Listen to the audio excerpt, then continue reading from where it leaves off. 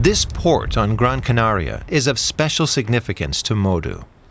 He's from Senegal, and like many other West Africans, he came here on a small, overcrowded fishing boat. This year, tens of thousands made the perilous journey. All I was thinking was, I'm going to die. If not today, tomorrow. I sensed the danger we were in. You have to imagine, the boat went up, then crashed down. Sometimes it almost broke apart. People were crying. All I could think about was my mother, that I'd never see her again. Modu survived the life-threatening crossing, but his hopes of traveling to the Spanish mainland for a new life have slowly faded. It's been 3 whole years since he arrived in the Canaries, and Modu still can't leave. All the while, boats from West Africa continue to dock here.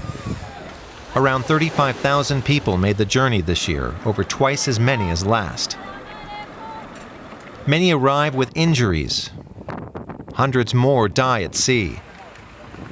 The crossing from West Africa to the Canary Islands is considered one of the most dangerous routes to Europe.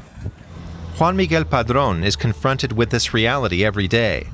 He's the mayor of El Hierro, the smallest of the islands. He's on his way to the cemetery, yet another funeral for a migrant who died at sea. I'm happy that we can bury them here, alongside everyone else from our community.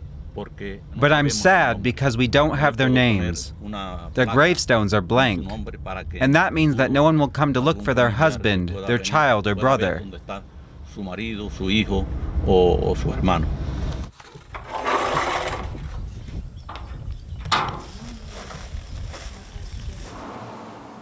Modu's mother and brother are still in Senegal. He misses them. He'd never risk his life crossing on a boat again, he says. You gamble with your life. Some make it, but many don't.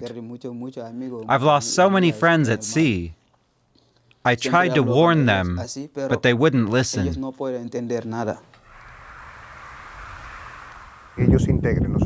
Stories Tesaida Padron and her husband know all too well.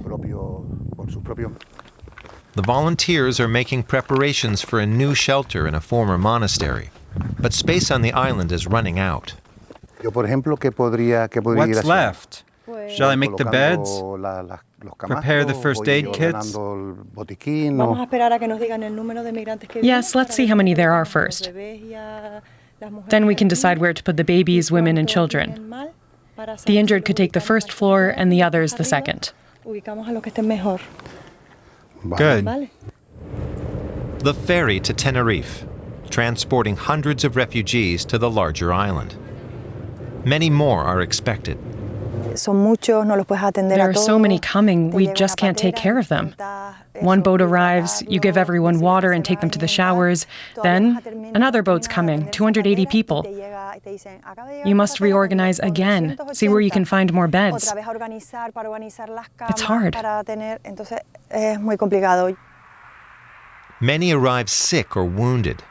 Just a few days ago, a man in Tesaida's care died. It's